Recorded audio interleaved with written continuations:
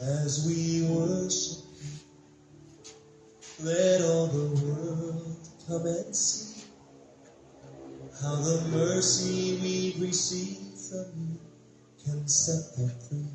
And as we worship you, let all this joy that fills our hearts bring a hunger and a hope to those who strayed so far.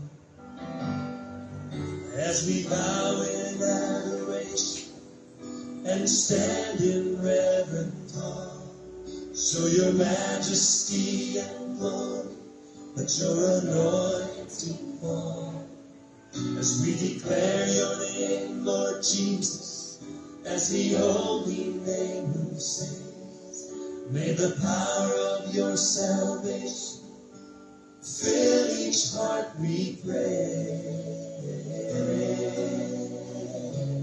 As we worship you, let all the nations hear our song, the song of Jesus and his blood that proved his love for all.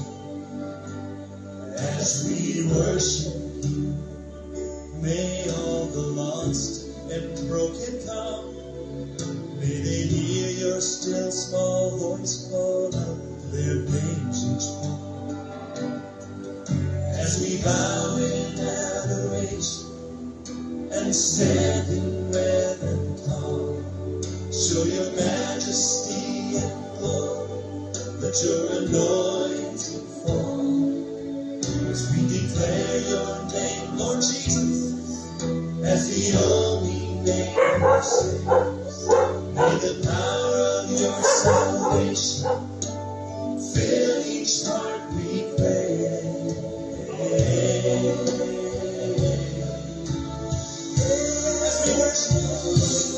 As we worship you, let all the world come and see how the mercy we receive from you can set them free.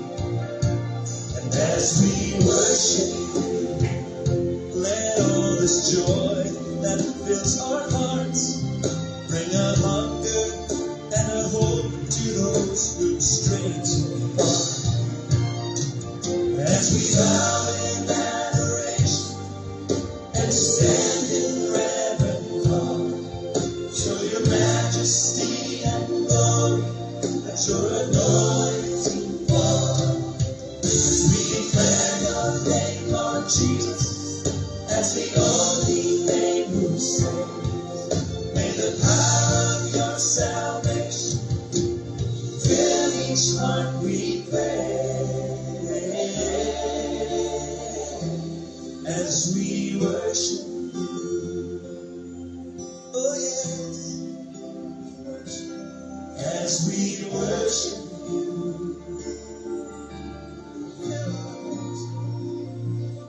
as we worship you, lift our hands and we worship you, Lord. As we worship you, sweet Lord, as we worship you, and then fill our house with your glory. As we worship you, oh, we welcome you here. As we worship you, oh yes, Lord, worthy King of Kings. As we worship you, as we bow. As we bow in adoration and stand in reverent awe, show your majesty and glory, let your anointing fall right now.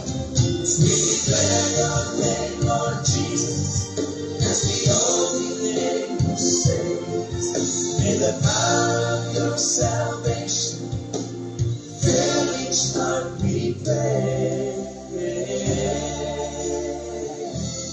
As we worship you, as we worship you,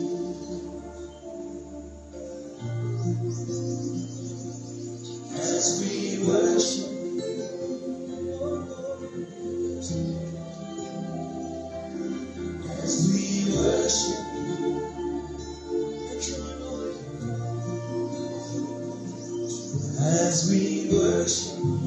Right where you are, just lift your hands and begin to worship Him. As we worship your glory, as we worship, your Spirit come down. As we worship,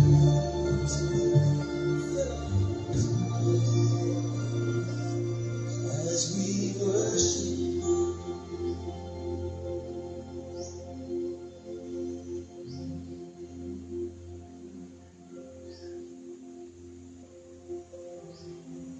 Oh, we welcome you.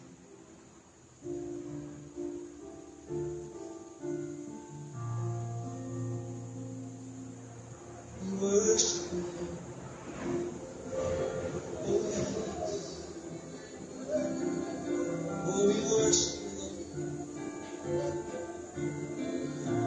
Oh, we worship you.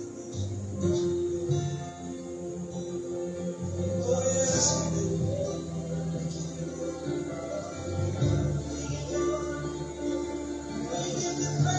Oh, we worship you.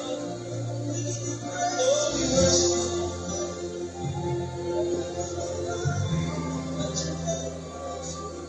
As we worship, we worship. Send your Spirit, Lord. Send your Spirit as we worship.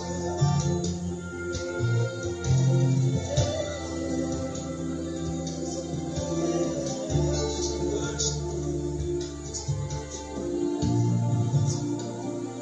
As we worship you, Lord.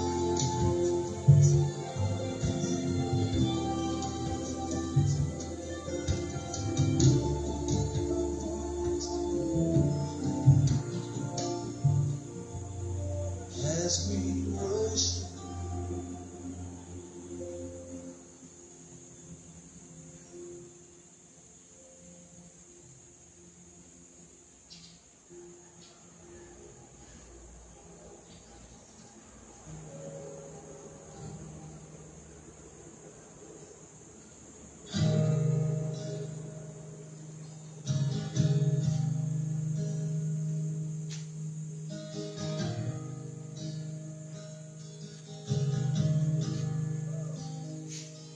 I love you, Lord.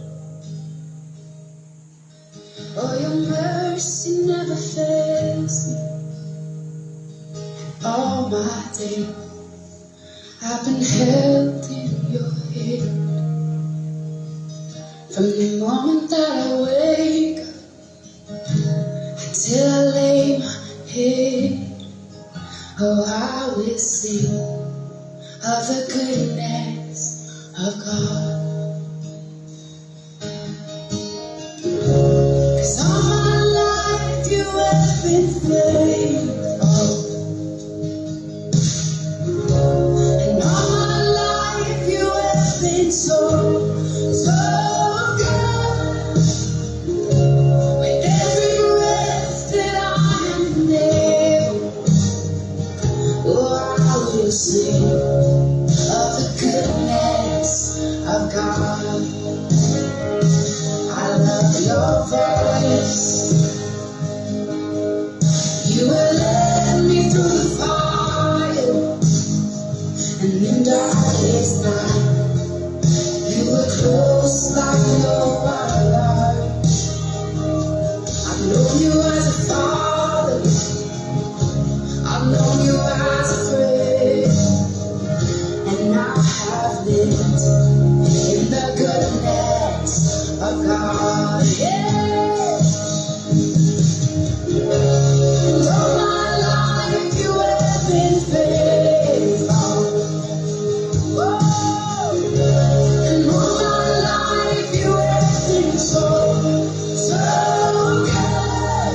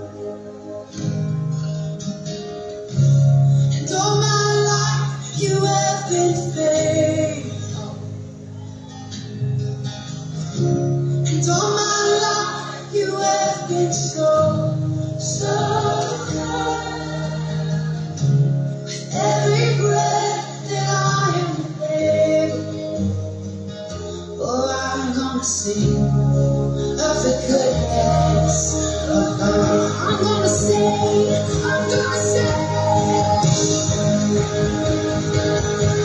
I'm gonna sing, it's all I got. If you have been faithful, it's all I got. If you have been so good. Very glad that I am.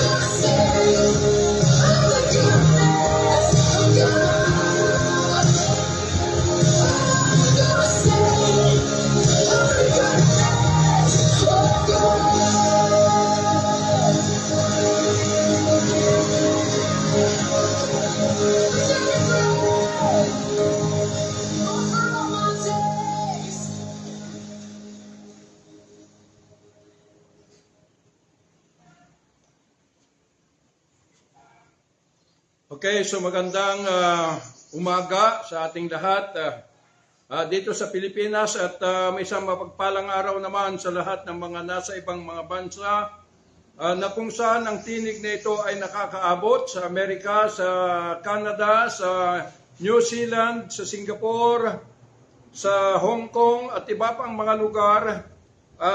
Isang mapagpalang araw sa inyong lahat. Sa araw na ito ay muli po tayong magsama-sama in the presence of God. We stand in the presence of God upang patuloy na tayo po ay magkaroon ng kaalaman hinggil sa iba pang mga instruction ng Panginoon sa ating patuloy na paglalakbay sa daigdig na ito, na matuntun po natin yung landas na kinakailangan po natin na matagpuan upang yung matuntun natin ang kaharian ng Diyos sa ating pong paglalakbay. Kaya sa oras na ito, muli ihanda po natin ang ating mga sarili, ang ating mga kaisipan, at hayaan natin ang mga katotohanan na mahayag ay ito ay magsilbing liwanag sa ating mga buhay sa patuloy na paglalakbay po natin, ay masilayan po sa bawat buhay po natin ng realidad at katuparan ng layunin ng Panginoon kung bakit siya pumunta sa daigdig na ito, ang Panginoong Hesus. Kaya po mga minamahal na mga kapatid, ilagay po natin ang ating mga kaisipan sa ilalim ng ating mga puso at alisin po natin ang ating mga limitasyon dahil ang ating pong pag-aaralan ngayon ay isang bagay na simple lang, kaya lamang kailangan maunawaan po natin upang hindi po tayo maligaw sa ating pong patuloy na paglalakbay sa daigdig na ito. Kung may mga Biblia po kayo, ay makipagbukas po kayo sa akin sa Romans chapter 11, verse, umpisahan po natin sa 9 hanggang 15. King James Version. And David says, "Let their table be made a snare and a trap, and a stumbling block and a recompense unto them. Let their eyes be darkened, that they may not see, and bow down their back away, always. I say then, have they stumbled that they should fall? God forbid, but rather through their fall, salvation is come unto the Gentiles. For to provoke them to jealousy, now if the fall of them be the riches of the world, and the diminishing of them the riches of the Gentiles, how much more their fullness? For I speak to you Gentiles, inasmuch as I am the apostle of the Gentiles, I magnify mine office. If by any means I may provoke to emulations them which are my flesh, and might save some of them. For if the casting away of them be the reconciling of the world, what shall the receiving of them be, but life from the dead? Father, thank you for this scripture. I pray to continue, Lord, na alisin lahat ng tabing nito, Panginoon, na tumatakip sa lahat ng katotohanan. Nasa likuran nito na patuloy na maihayag, Panginoon, sa aming kalagitnaan Lord God, sa buong mundo, ang lahat ng katotohanan nito, na ito, Diyos, ay hindi lamang darating sa kaisipan at kaalaman, pagkus ito, Diyos, ay magkakaroon po, Panginoon, ng liwanag sa bawat buhay po namin na masisilayan po ng lahat ng mga tao hanggang sa dulo ng daigdig. Dalangin ko po, Ama, na patuloy na damitan mo ang lahat ng iyong karunungan at kaalaman, the full manifestation of the mind of Christ shall manifest to each and every one, Lord God, in the name of Jesus, the Son of the living God. Father, we thank you even in the presence of all your heavenly hosts. At higit sa lahat, Ama, sa pangalan ng Panginoon Jesus, we thank thee, Lord, in your holy presence, O God Almighty, that we are always free, Panginoon, to stand and join together ourselves as one together in your holy presence all day long. Father, we thank you. In Jesus' mighty name we pray. Amen and amen. Okay, so ang ating pong topic sa araw na ito ay hinggil po the real good news of salvation. Matagal na po natin pinag-uusapan about salvation, ngunit kailangan maunawaan po natin dahil ito po ay malawak po yung kanya pong ang kanya pong inaakupahan ngayon. Dahil ito yung bukang bibig ng lahat ng mga nagpapahayag about the good news of salvation. Kaya po kailangan maunawaan po natin, dahil kapag hindi, ay maliligaw po tayo. Dahil hindi lahat ng mga nagsasabi about the good news ay ito po ay akma doon sa layunin ng Panginoon kung bakit siya pumunta dito upang sagipin at i-rescue ang buong mundo para sa Kanya. Kaya po, kailangan po maunawaan po natin. Dahil maraming nagsasabi, maririnig, na ito ang good news. Na kapag tinanggap mo ang Panginoong Yesus, ay ikaw ay maliligtas. Alam niyo po, parang napaka-simple lang yung mga bagay na pagtangkilik doon sa ginawa ng ating Panginoong Yesus, na sasabihin, tanggapin mo lang. Alam niyo po, ito po ay isang bagay na kailangan maunawaan ng buong mundo. Na hindi po tayo yung tatanggap sa Panginoon, kundi siya po yung tatanggap sa atin. Dahil hindi po tayo mga Jewish people, but tayo po ay mga Gentile by nature. At tandaan po natin, kaya nga, itong mga Jewish people, na ang sabi ni Pablo ni Pedro, na ang kailangan lang sa kanila is to repent. Para sila ay muling ma-reinstate at maibalik sa kingdom ng Panginoon. Pero tayo ay iba. Hindi po repent, kundi kailangan, we need to surrender to live in Christ. Yun po yung kailangan. Hindi po yung sinasabi na marami natanggapin mo ang Panginoong Yesus sa buhay mo at ikaw na ay maliligtas. Kapatid, ang Panginoon ay hindi maaari na ito ay papasok sa iyong buhay kung hindi mo ganap na natalikdan ang mundo na iyong pinanggalingan. Gaya ng sinasabi ng banal na kasulatan na yung scripture ay ito po yung Old Testament. Pero nung pagdating ng Panginoong Yesus at nung napunta sa cross, ito po ay nagkaroon na po ng katuparan ang scripture. So ibig pong sabihin, yun po yung good news sa buong mundo na ito na yung pagpunta ng Panginoong Yesus in the cross of Calvary at siya ay namatay ngunit nabuhay, ito na po yung good news dahil sa pamamagitan ng kanyang pagpunta doon sa cross ay dito nagawa na niyang itayo yung tunay na puno. The true vine, na ito ay kailangan dito maikabit ang lahat ng tao sa Kanya. Na tayo'y magsilbing mga sanga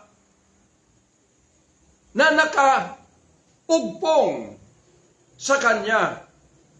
So, bakit ko sinasabi na hindi po ganun-ganun lang kadali? Nasasabihin, tanggapin mo ang Panginoong Hesus bilang Panginoon at sariling tagapagligtas. Dahil kailangan mo ang Panginoong Hesukristo. Mga kapatid, hindi po ganun. Dahil hindi po pumunta ang Panginoong Hesus dito upang samahan ka kung saan ka nanggaling, kung saan ka naibangon, kundi upang ikaw ay himukin na sumanib sa Kanya para makalaya ka mula sa mundo na iyong kinapanganakan, which is the kingdom of Satan through the law of the flesh.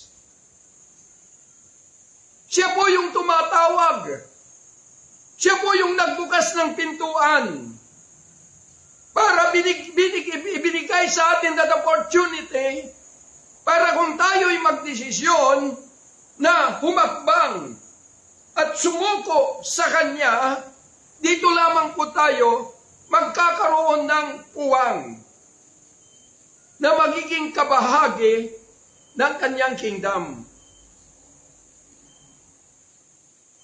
Kaya nga hindi po magkikita po ninyo na nung pumunta ang Panginoong Hesus in the cross of Calvary at namatay doon at nabuhay, doon na po nagkaroon po ng fulfillment of the Scripture.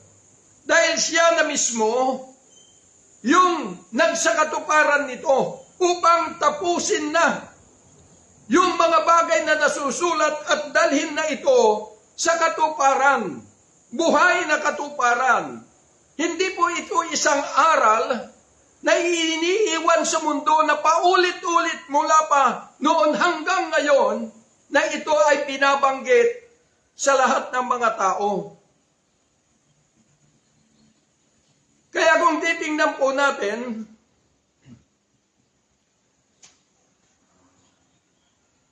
na itong mga Jewish people, ito yung mga sinasabi po ni Pablo na sila yung original na sanga. Ngunit dahil doon sa kanilang pagsuway, ay sila ay naputol. At yung kanilang pagkaputol, ay dito nabigyan tayo ng opportunity na tayo po ay maiugpong bilang mga balang na ulibo. At kapag sabi na balang na ulibo, ibig pong sabihin mga balang na tao, ibig pong sabihin na mula sa ating kapanganakan ay kailanman di tayo nagkaroon ng ugnayan sa buhay na Diyos. Sa isipan ng tao, dito ay akala natin na dahil sa pagkakabasa ng batas ni Moses or the scripture, ay dito inangkin na, inassume ng lahat na tayo ay kilala na natin ang Panginoong Hesus. Pero hindi po. Dahil maliwanag na yung batas, dito po tayo na-trap. Dahil yung batas ni Moses ay ito ay ibinigay ng Diyos kay Moses para lamang sa mga Jewish people. Kaya nga maliwanag po na sinasabi ni Paul, paulit-ulit kong sinasabi, yung Romans chapter 3 verse 19, nang sabi po doon na kung ano ang sinasabi ng batas, ay para lamang sa mga taong nasa ilalim ng batas. So, ibig sabihin, nung nandito ang Panginoon Hesus bilang tao, ay nasa ilalim siya ng batas. Kaya nga, yung kanyang pagpunta rito, ay hindi po kung kanino lang, kundi sabi niya, hindi ako pumunta rito, kundi para lamang sa mga tupa na nawawalang tupa ng Israel. So, yun po yung panahon na nandito siya. Kaya nga sa Romans chapter 10, na ang sabi doon ni Pablo, that Christ is the end of the law. Bakit? Dahil nung nagpunta in the cross of Calvary, before na lagutan ng hininga, ang sabi niya, it is finished. Tapos na. Kaya ito na, ibabangon na niya ang tunay na puno ng buhay, na dito na kinakailangan ma-connect ang lahat ng mga tao sa mundong ito to live as one in Christ. Na yung fatness ay dito naman gagaling. Kaya unawain po natin na yung sinasabi ng marami na good news, na sasabihin na ito ang good news, kailangan ipababalita ang ebanghelyo ng kaligtasan. So ito yung tinatawag ng mundo na good news. Pero ang ipinapahayag ay yung scripture at hindi po yung buhay. Because yung ebanghelyo na ipaliwanag ko na noon, na ang ebanghelyo ay yun po yung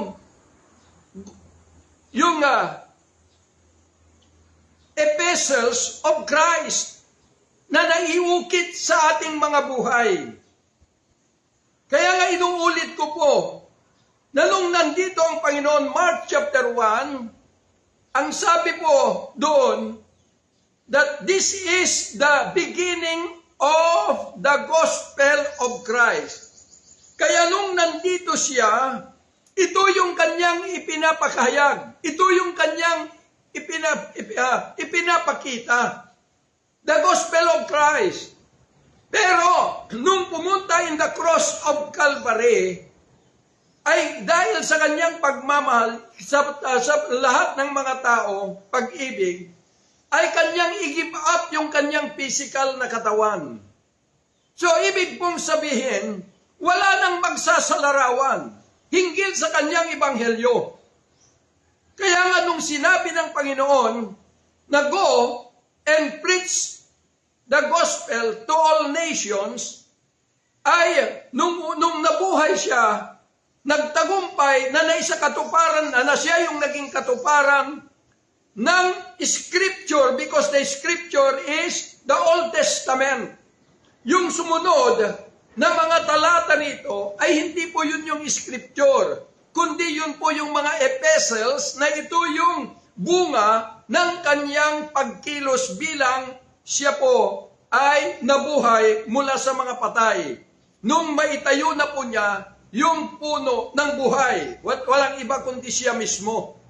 Kaya nga dito niya pinasok ang mga buhay ng mga disipulos para yung kanyang pagkatao ay may hayag. Dahil yung pagdating niya sa buhay ng tao, the word na ang sabi ng Panginoon, if you abide in me and my word abide in you. So the word na ito ay dinala niya sa atin ay taglay-taglay, the Holy Ghost, na ito yung magmomotivate sa atin to walk in His presence all day long. Na yung siya yung salita.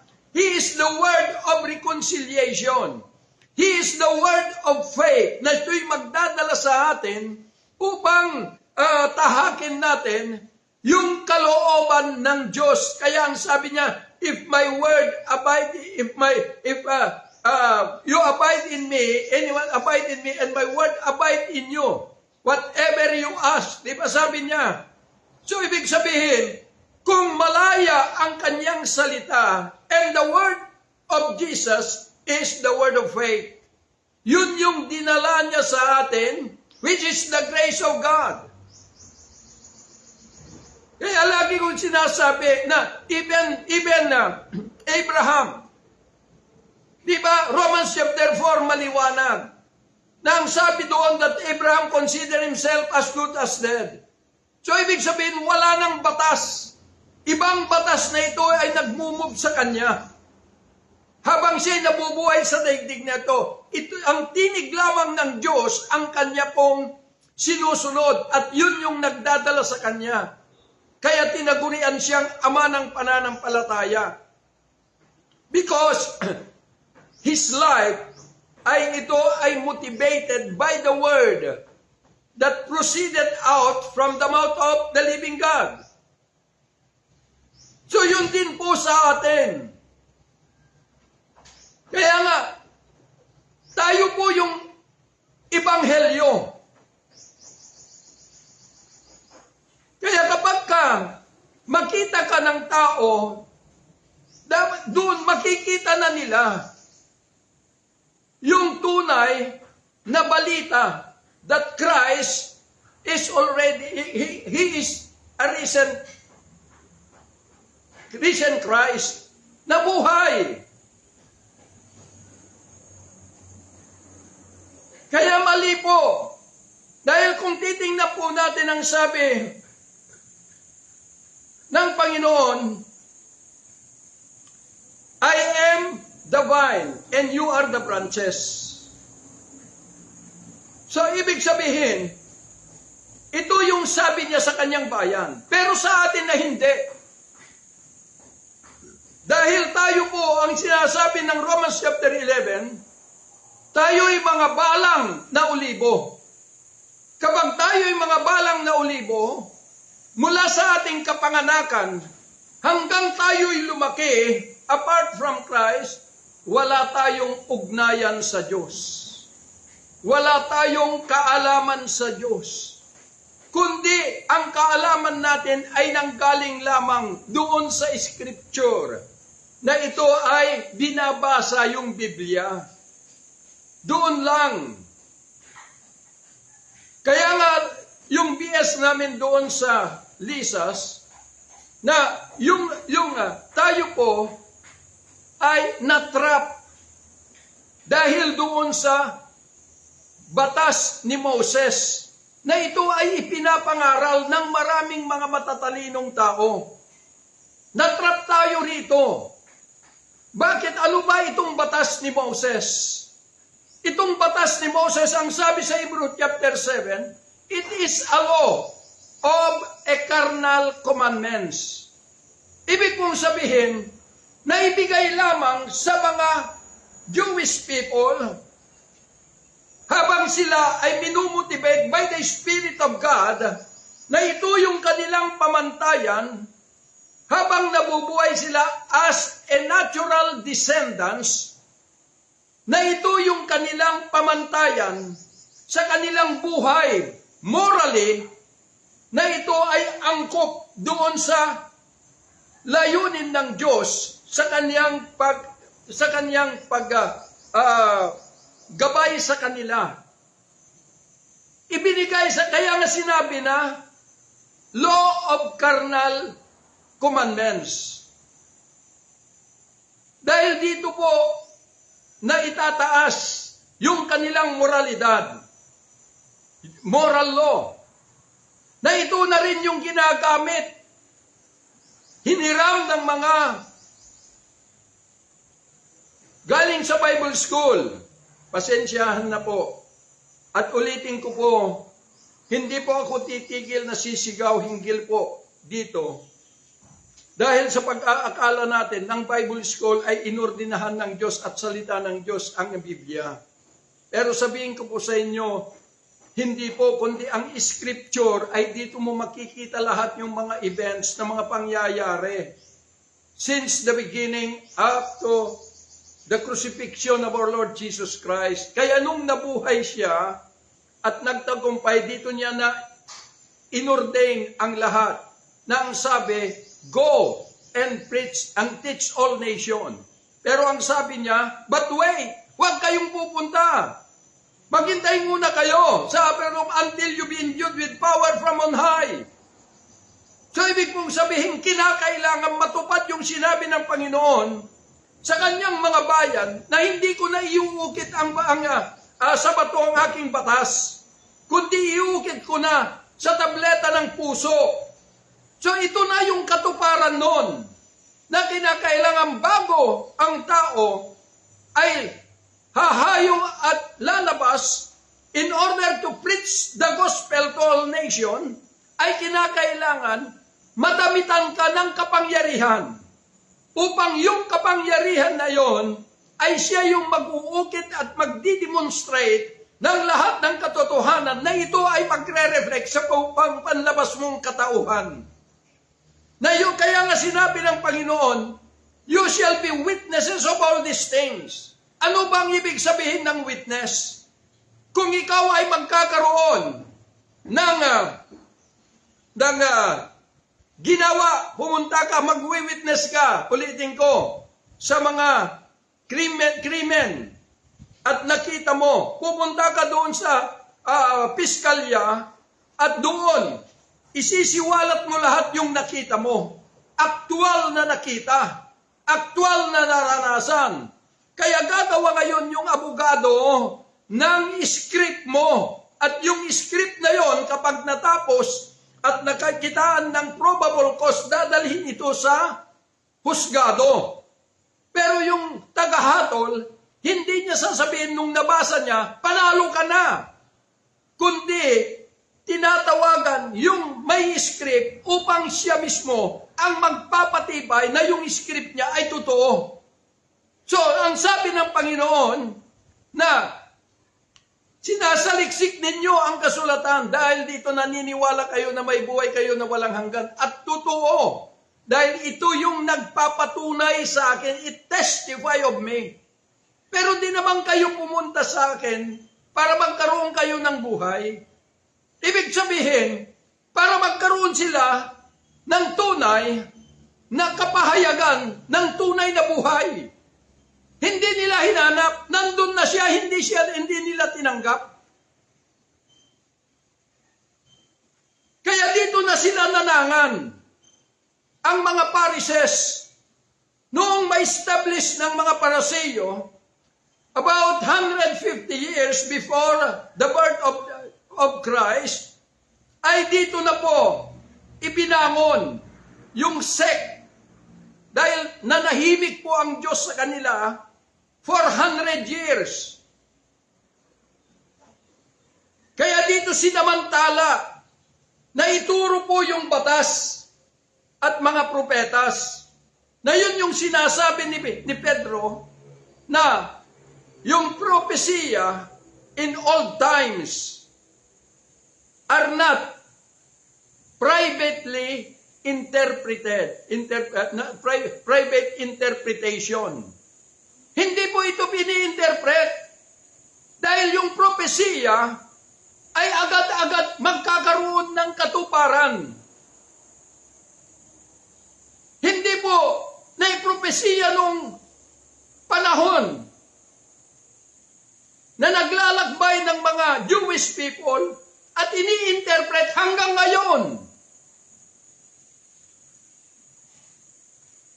Private interpretation. Kaya nga dahil sa pag-ibig ng Panginoon, at kinakailangan maitayo na ng Panginoon yung tunay na puno ng buhay, kinakailangan pupunta na sa cross upang lahat ng kanyang mga sanga na ito ay maiuugpong sa kanya ay sila na yung magiging witness hinggil sa katotohanan sa puno. Hindi po ito isang turo o aral, kundi itong isang katotohanan na nagre-reflect kung ano yung puno ay yun na rin po yung sanga.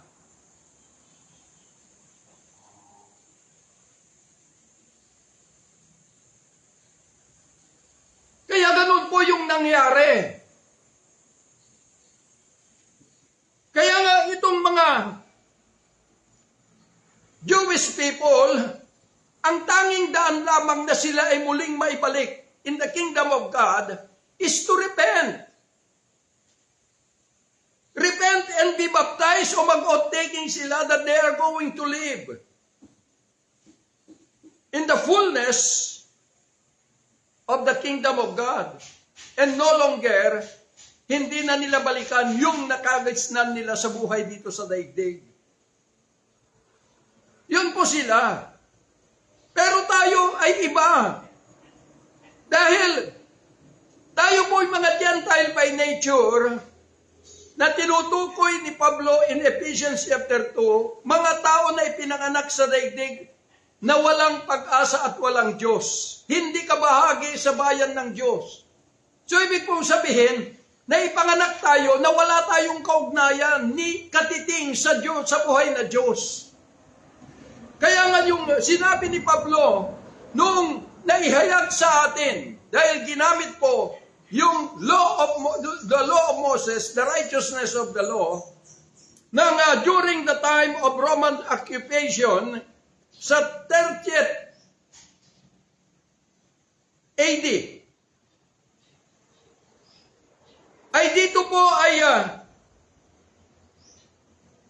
in-spread, ipinalaganap nila hinggil sa kamatayan ng Panginoon Hesus at kanyang pagkabuhay.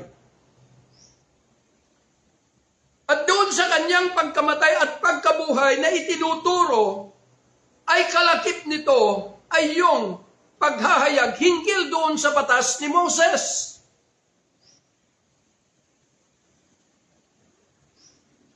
Bakit? Kasi wala silang karanasan, walang nangyari sa kanilang mga buhay. Kundi ang batayan lang nila ay yung scripture. Kung paano nila ihahayag concerning the risen Christ.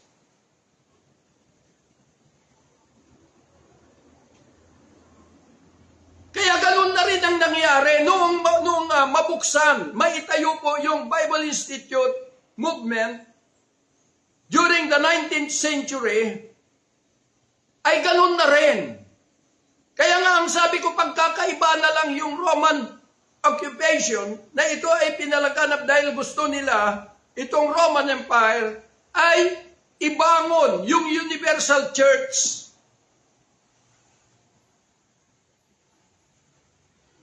Dala itong mga commandments, makikita po ninyo, nung bata ako, kasabay ko yung auntie ko, pupunta kami sa mga simbahan Katoliko, Roman Catholic, ay may mga istasyon-istasyon.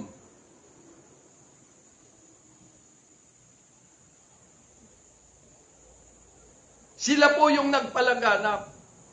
At hindi na rin nalalayo sa lahat ng mga turo ng mga Bible school. Bakit? Dahil kukuha sila ng mga magagandang pangako ng Diyos sa Old Testament. At yung binabasa nila doon, ina-assume nila na kanila yung salita na yon. At itinuturo sa mga tao at naniniwala yung mga tao. Ngunit kung titingnan natin, wala pong saysay. Dahil sabi po ni Pablo in Romans chapter 2 verse 14, na ito, ang batas ay hindi, ang mga Gentiles ay hindi sila sa batas. Na bagamat sabi niya, hindi sila sa batas, ginagawa nila yung ordinances na nanduroon. At ginagawa nila for the law of themselves only.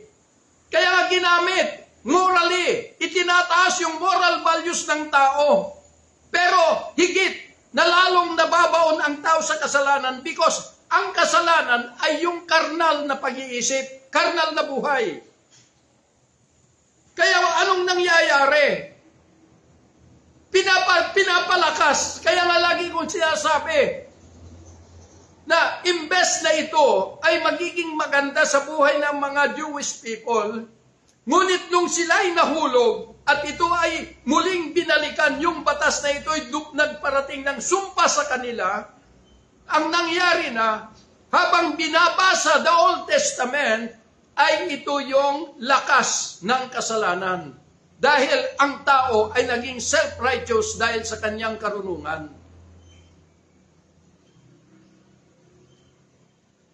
Kaya nga kung makikita nyo yung sinabi ni Pablo, na tayo'y mga balang. Ibig pong sabihin nun, tayo'y mga balang, kahit natapos ka sa Bible school, kahit na ano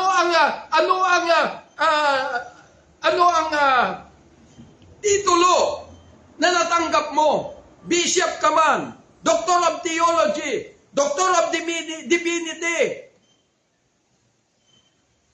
archbishop ka man, hanggat hindi tayo nauugpong sa tunay na puno, still, balang na olibo. Mga balang tayong lahat.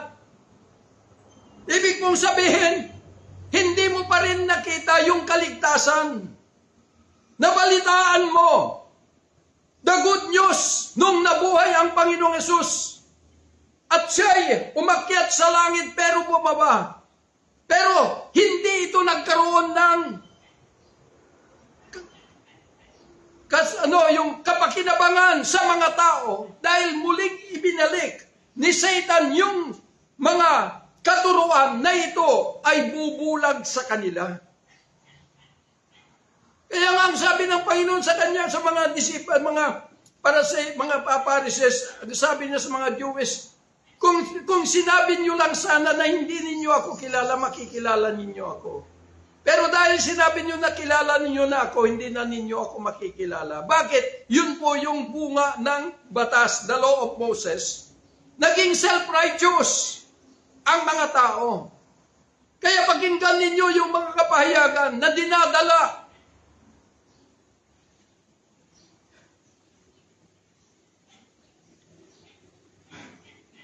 Kaya nga, ang ibig pong sabihin, kung tayo'y mga balang, paano ka mai-gagrafted doon sa tunay na puno?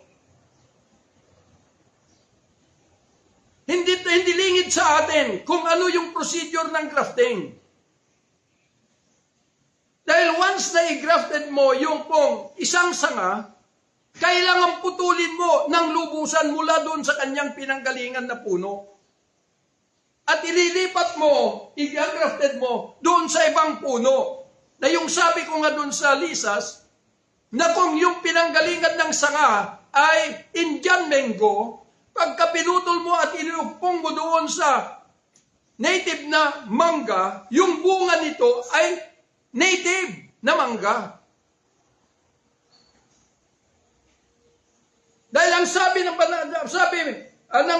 Panginoon, na hindi maaari, sabi niya, na kung ang puno ay mabuti, hindi ito magbubunga ng masama, kundi mabuti rin. Kung banal ang puno, magiging banal din yung sanga. Pagkatapos, pag pinapakinggan, sasabihin ng mga pastor, do not be holier than others. Standard ng tao yon. Ayaw makinig at ayaw paituwid. Kapatid, isinasaalang-alang natin ang maraming kaluluwa na mapapahamak. Na kapag hindi natin inuusig at tinitingnan, tayo ay nagiging dahilan para mapahamak ang maraming mga tao. So, ibig sabihin, kapag kailangan maiugpong ka doon sa tunay na puno, kailangan maputol ka ng lubusan doon sa puno na yung pinanggalingan. Balang na puno.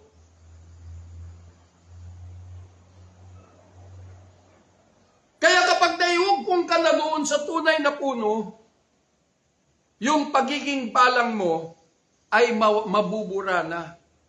Dahil ikaw ay tagapagmana sa mga minana ng mga binanal.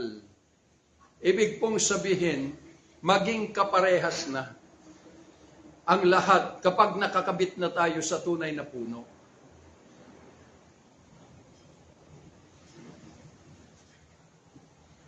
So ano bang pruweba? Kaya ibig pong sabihin, kapag kinakailangan makat down ka ng lubusan, ibig sabihin, completely surrender. Yun po yung ibig sabihin. Hindi naman pwedeng mag-repent ka dahil hindi ka naman galing sa Diyos. Kundi pinanganak na tayo under the kingdom of Satan, kaya nga balang tayo. Pero kinakailangan, para maiugpong tayo sa buhay ng Panginoon Hesus, kailangan completely surrender tayo sa Kanya. Dahil yung buhay na nakagisnan po natin, ay buhay na hindi po ito angkop doon sa layunin ng Diyos. Ito'y taliwas sa kalooban ng Panginoon. Kaya nga sinabi ng Panginoon sa Romans chapter 8 na ang karnal na pag-iisip ay kaaway ng Diyos. Kaya nga sinasabi, ulitin ko, na sinabi ng banal na kasulatan ni Pablo nang sabi niya, let us walk by faith and not by sight. Kaya kung meron ka mang nakikita hinggil sa kasulatan, oo, nakikita mo, pero hindi yon ang magliligtas sa iyo. Kundi ito yung ito yung magiging dahilan para mapalapit ka at hanapin mo ang buhay na Kristo. Para siya na yung magdadala, walk by faith, the grace of God na ito ay idadamit niya sa iyo, siya na yung magdadala sa buhay mo. Ibig sabihin, kapag naiumpong ka na sa Kanya, yung Kanyang mga buhay na nasa Kanya, ay ito na yung magiging buhay mo.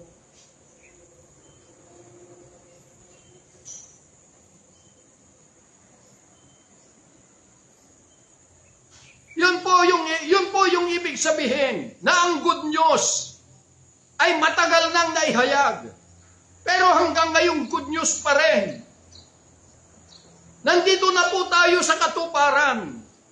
Gaya ng sinabi ni Pedro, na yung mga propesiya noong unang panahon ay hindi ito ini-interpret ng privately interpreted. Na gaya ang mga ginagawa ngayon. At sasabihin, hallelujah, di ba? Kapag sasabihin mo, Panginoon, tulungan mo ako sa aking pag-aaral na ako ay makapasa. Kapag nakapasa ka, hallelujah! Salamat sa Diyos dahil tinulungan niya akong makapasa. Kapatid, mag-iingat po kayo. Dahil kung hindi tayo na-grafted in the true vine,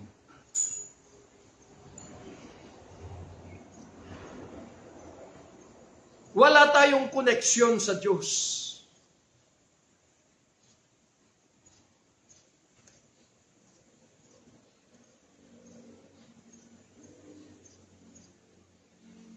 Dahil ang tunay na, ang tanging daan lamang na magkaroon tayo ng direct access to the Father if we are connected to the true vine in the life of Christ. Apart from that, wala po. Kaya mag-iingat po tayo sa mga pinapakinggan. Kaya nga sabi ng Panginoon, beware to the leaven of the Pharisees. Bakit? Nakakabighani yung mga sinasabi ng karunungan ng tao. Na umaayong ka na lang kasi wala kang alam eh. Kundi yung naririnig mo na lang.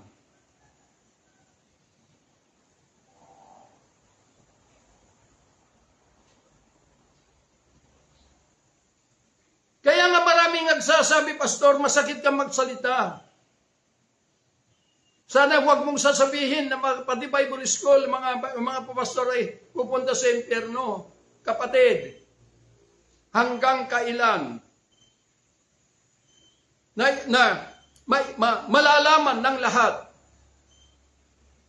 kung walang maghahayag. Dahil hindi maaari na kapag kapatay ka na physically, ay doon ka na lang magsisi. Na sana'y trinabaho ko kung narinig ko. Kaya sabi ko, magalit man kayo sa akin. Pero hindi ninyo ako mapipigilan dahil ito yung pag-ibig ng Diyos sa inyo. Dahil lahat ng mga sinasabi ko ay hindi ko ito sinasabi, nagawa-gawa ko lang. It is written. Nasusulat. At kung gusto ninyong malaman, imbitahan ninyo ako at tanungin ninyo kung saan dito matatagpuan at sasabihin ko po sa inyo. Kung di ninyo nakita, dahil sinabi po, maraming nagsasabi na ilang beses na nilang nabasa ang banal ang Biblia from Genesis to Revelation, pabalik-balik. Bakit hindi natagpuan ito? Bakit hindi nakita ito? Dahil ang karunungan ng tao are spiritually discerned. Hindi mo makikita. Dahil ang iyong focus lamang ng iyong binabasa ay yung magagandang pangako ng Diyos na naka-address sa Israel. Na ito'y inaangkin mo. Na sa iyo sinasabi ng Panginoon, kagaya yung sinasabi ng Panginoon sa kanyang bayan, I will never leave you nor forsake you. Tapos ito na ay ini-adapt na sa lahat ng mga nakikinig. Huwag kang mag-alala kapatid dahil hindi ka iiwanan at pababayaan ng Diyos. Nagkakamali kayo. Ito'y sinasabi ng Panginoon sa bayan niyang Israel. Pero tayo ay iba. Ang sabi ni Pablo sa Romans chapter 8, if God be for us, who can be against us? Ang matatalino kasi, i-translate sa Tagalog, na ang sabi, kung ang Diyos ay sumasa atin, sino ang kaaway natin? Sabihin ko po sa inyo, ang Diyos hindi pumunta rito para sa atin. Pero pumunta rito ang Diyos. Nandito siya para sagipin yung kanyang bayan. Pero ibinukas ang pintuan para sa atin. Binigyan tayo ng opportunity na magdesisyon na pumasok sa kanyang kingdom, sa kanyang buhay. Kaya if God be for us, who can be against us? Ibig sabihin, kailangan kung nabasa mo at nalaman mo na may bumabang Diyos dito sa daigdig na ito, hanapin mo siya. At kapag natagpuan mo, huwag kang aalis sa Kanya. Manatili ka sa Kanya. Yun yung kalagayan natin bilang Gentile by nature. Dahil once na lumabas ka sa Kanya, hindi ka hahabulin ng Diyos. It is your own decision.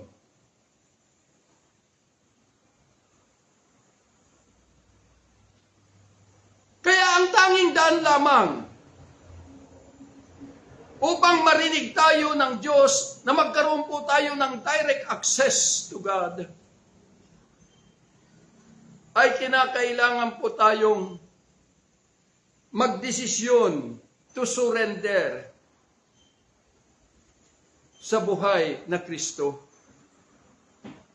Dahil kapag tayo nag-surrender sa Kanya at nakita niya yung katotohanan ng kaloob-looban natin, then papasok siya sa ating buhay at magtotrono sa atin at idadamit sa atin yung kasuotan ng kanyang katwiran, the righteousness of God through the faith of Christ. Na itong kasuotan na ito, it is the Holy Ghost. Na ito yung dadalhin niya bilang kabahagi ng ating buhay. Na siya yung magiging tinig. Siya yung word of faith. Siya yung word of reconciliation. Na ito, na dito tayo magpapasailalim sa kanyang pamumuno. Na siya yung magdadala sa atin habang tayo'y naglalakbay sa daigdig na ito. Na punong-puno ng kapayapaan at kagalakan.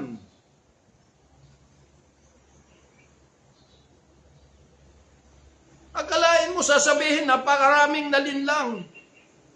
Tanggapin mo lang ang Panginoong Hesus. Bilang Panginoon sariling tagapagligtas, kapatid, ligtas ka na. Kahit na magkasala, kahit ang Diyos gagawa ng paraan para maligtas ka, ginawa pa natin uto-uto ang Diyos. Dahil lamang doon sa kakulangan ng kaalaman natin. At marami tayong nilinlang na mga tao upang mapaniwala natin sa kasinungalingan ng mundong ito.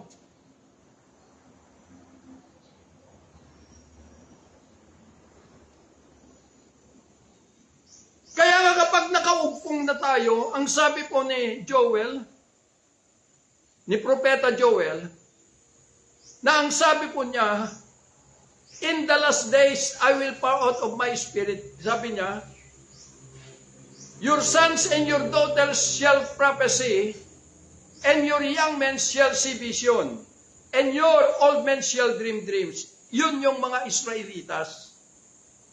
And even to my servants and handmaiden, ito na yung mga hintil. I will also pour out of that day my spirit that they shall prophesy. The word prophecy is a word na ito yung sinasabi ni Pablo na it is revealed unto me. Ibig sabihin, ito yung buhay na naiukit sa kanya because of the presence of the risen Christ that enthroned himself in his mortal being. Kaya naiukit, naidamit sa kanya yung katotohanan. Dahil the Holy Ghost, which is the word of reconciliation, the word of faith, ay siya na yung nagdadala sa kanya. Kaya sabi ni Pablo, my word and my preaching are not from enticing words of man's wisdom, but by demonstration of His Spirit because of the Holy Ghost, and power because of the presence of the risen Christ. Na ito ay nakapagtrono sa atin. Yun po yung katotohanan. Ibig pong sabihin na it is an actual na mangyayari. Na gaya ng sinabi ni Pedro na hindi po ito ini-interpret ng pribado yung mga propesiya noong unang panahon. Dahil ang sabi niya na ito, ang propesiya ay sinabi ng mga banal na tao ng Diyos as they are moved by the Holy Ghost. And now, and now in these last days, God has enthroned, embodied, or indwelled Himself in our mortal being. That's why we are going to speak the word of prophecy because yung buhay na nasa sa atin, kailanman hindi sumagi sa pinakamagtaas na karunungan ng tao maging sa Bible scholar, hindi sumagi sa kanya. Yung mga buhay na ito, because all truth stand beyond limitation of men. Kaya bago mo sabihin, maraming nagsabi, Pastor, kailangan natin si Kristo. Totoo po yun. Kung ikaw ay Hudyo. Pero kung hindi, sumuko ka, kailangan sumuko ka kay Kristo. Dahil kapag nakasuko ka and you are living in His presence, then, hindi mo na pwedeng sabihin, hindi mo na sabihin, kailangan kita, Panginoon. Dahil siya na yung magdadala sa iyong buhay. Kaya Ebanghelyo, good news of salvation, dahil once na naiugpong ka, then, yun na yung sinasabi ni Pablo in Romans chapter 10, that the mouth confesses unto salvation, ibig sabihin, that hindi ka lamang nagsasalita, kundi nakikita na sa buhay mo that you are now living in the life of Christ. Separated completely from the kingdom of Satan, being carnal.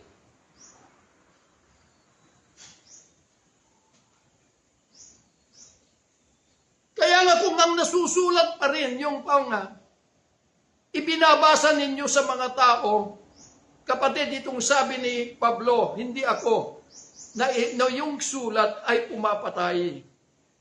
Na siya rin, 2 Corinthians chapter 3, na ito rin yung bumulag sa mga Israelitas sa pagkakabasa ng lumang tipan. Unawain ninyo, kapatid, baka yung mga ginagawa ninyo ay sayang. Dahil lamang sa personal interest natin na sumikat sa mundong ito sa mga mata ng mga tao. Hindi natin kailangan sumikat. Hindi natin kailangan magpakilala sa mga tao kundi makilala nila ang buhay na Kristo. Dahil kapag naiugpong ka sa Kanya, ang makikita nila yung katauhan ng tunay na puno ng buhay. And that is Jesus Christ.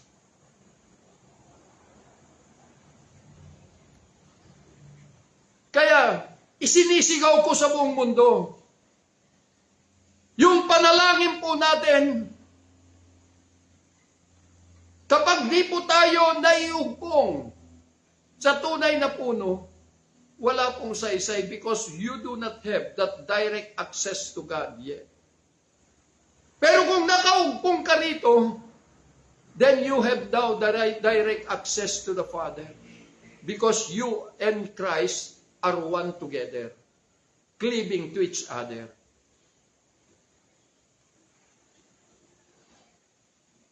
Kaya po mga minamahal na mga kapatid, tulungan natin ang buong mundo na makilala the reality of the truth. Kailangan sumuko tayo ng lubusan sa Kanya. At bitawan na natin ang mga turo na ito ay lalo lang magdidiin sa mga tao para mapunta sa impyerno. Mahal ko kayong lahat. At sana ang mga katotohanan na ito ay magdala sa inyo ng kabukasan na makita ninyo ang lubos na katotohanan. At inuulit ko po, hindi po ako tumatayo upang magpakilala sa inyo, kundi tumatayo ako upang dalhin ang mandato ng Panginoon to unveil the reality of the truth. And this is the truth. Mahal ko kayong lahat. Father, we thank you in this day, Lord God Almighty, that you have opened unto us today. All these realities in order, Lord, na kami ay patuloy, Panginoon, na maging kasangkapan, Panginoon, ng katuparan ng iyong layunin sa daigdig na ito, Panginoon. Dalangin ko po, Ama, sa pangalan ng Panginoong Hesus, na lahat ng mga tenga na naabot ng tinig na ito, Panginoon, ay magkakaroon agad-agad ng transformation, O God Almighty. That everyone, Lord God Almighty, must be transformed from carnality to the reality of spiritual realities, Lord. I pray in the name of Jesus, the Son of the living God, that everyone, Lord, ay makalaya mula sa kapangyarihan ng kadiliman and completely separated from the kingdom of Satan. That everyone will be qualified to enter into your kingdom. Na ito, Diyos, ay malaya na makakapasok, Lord God Almighty, sa lagusan, Panginoon, na papasok into your kingdom pagdating ng panahon. Salamat, O God Almighty, and I pray that your unconditional favor abide each and every one. In Jesus' mighty name we pray. Amen and amen.